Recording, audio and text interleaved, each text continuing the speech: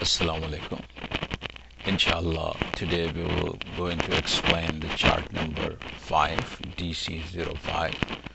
This chart can be downloaded from javacharts.com.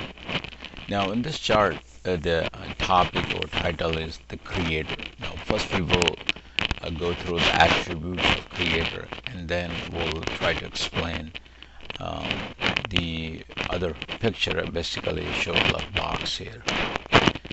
And if you look in the top area where it says the creator, some of the attributes are mentioned here, which is he himself is uncreated.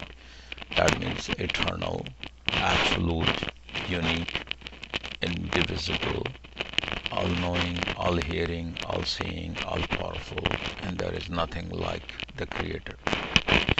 Now, these are the attributes we'll have to focus in that way, and then we will talk about the attributes of the creation. So according to Islamic perspective, there's only one creator and everything beside him is creation. Now the initial stage of the creation shows here. There are zero state is basically, if you look into today what the creation exists, we find the time, space and matter. These are the three component shows actually the time, space and matter. Now the initial stage of this time, space and matter was 0, 0, 0. Means the time, space and matter were never existed until the creator created them. Now once the creation existed, it started from 0 and got into the existence. Now everything we can imagine like a box, like it's a three-dimensional box, for example, or it's a time, space and matter. So we are a box in the time, space and matter. Now in this box you can see the entire galaxy, the human being, stars, sun, moon, everything, the whole life system, everything is the box. Everything we see ourselves is we are creation, and someone created us called the creator. Now some of this idea we understand from the verses of the Quran where the creator himself explains to us.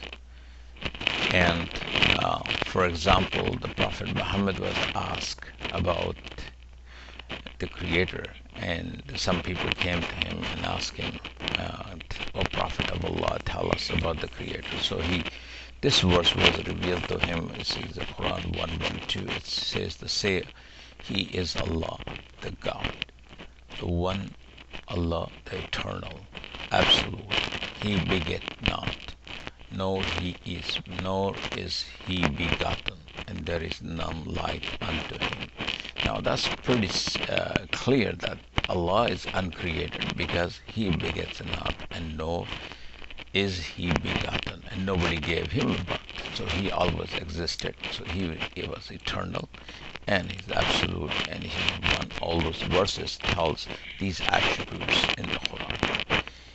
Now, when some human beings argue about Allah subhanahu wa ta'ala and they say we don't believe in him, so Allah subhanahu wa ta'ala tells some of those verses of the Quran, it doesn't mean think that he will be left alone without any purpose. So Allah subhanahu wa ta'ala created us for a reason, and the reason is to submit to him, to serve him, and whatever the commands he sent to us, we need to obey him. And that's basically makes our purpose of serving God or serving the creator who created us. Now other verses of the Quran about Allah, he talks about himself, that he says that no vision can grasp him, but his grasp is over all vision. There is nothing like him, and he is all hearing and all seeing. This is chapter 42:11. And there is a very important verse where sometimes the atheist or people who do not believe in God always argue about that. So Allah made this argument for them. This is chapter 52:35 and 36 verse. This is how it goes actually. It says, what they created of nothing, or were they themselves the creators, or did they create the heavens and the earth? Nay, they have no firm belief. So this is amazing. This is like what they created of nothing, and were they themselves the creator? Either there are three possibilities. Allah reminds a human being, did you create yourself, or did you come from nothing, or did you create yourself? The other thing is, or you are yourself as creator. Did you create heaven and earth, or did they create? So, but then in the end, these are all the questions the non-believer do not have any answer, and then Allah says that they have no firm belief in that. So this is one of the important argument Allah, the creator of heaven and earth, makes to the mankind. Now, other aspect you can understand, if just like we explained the box, so that we have a three possible way of people take their position. So first one is the we are box in the time, space, and matter, and some of us try to find the creator within the box, so we fail to find him without reflecting on the creation, hence we end up rejecting him. So if you look into the box of time, space, and matter and try to find a creator, we will never going to find, because these are all objects of creation. So none of these objects can be called God, or none of these objects have the right of worship, or none of these objects can provide any sufficient information other than that they themselves are created.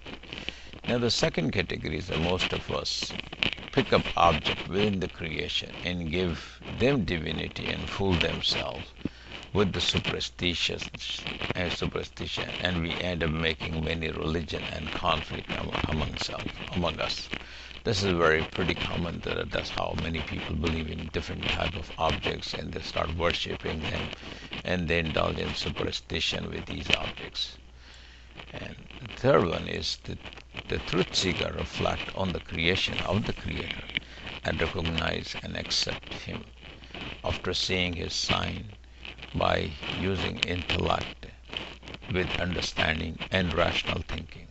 The Holy Quran provides the clear guidance and confirmations of our search for the truth. Now, this is the category of third people. They try to use their mind. They try to be more rational in their understanding. One of the narration of the Prophet Muhammad will really help us to understand the human nature.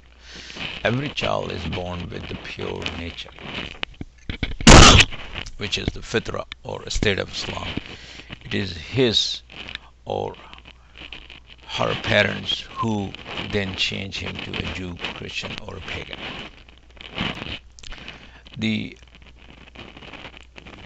If you look at the Quran, the chapter 2, it said this is the book, and it is a guidance, sure without any doubt. Now, Allah subhanahu wa ta'ala revealed the book to the Prophet Muhammad. This Holy Quran was brought by Angel Gabriel from the Creator and delivered to Prophet Muhammad, peace be upon him, in recital form, in the oral form. This tradition is still continuing. Today, over 10 million Muslims remember or memorize the entire Quran word for word. So, Jazakallah khair for just the understanding of the Creator and creation. And in the end, we will say that the human being must worship the Creator, not the creation. Jazakallah khair, and Assalamu alaikum.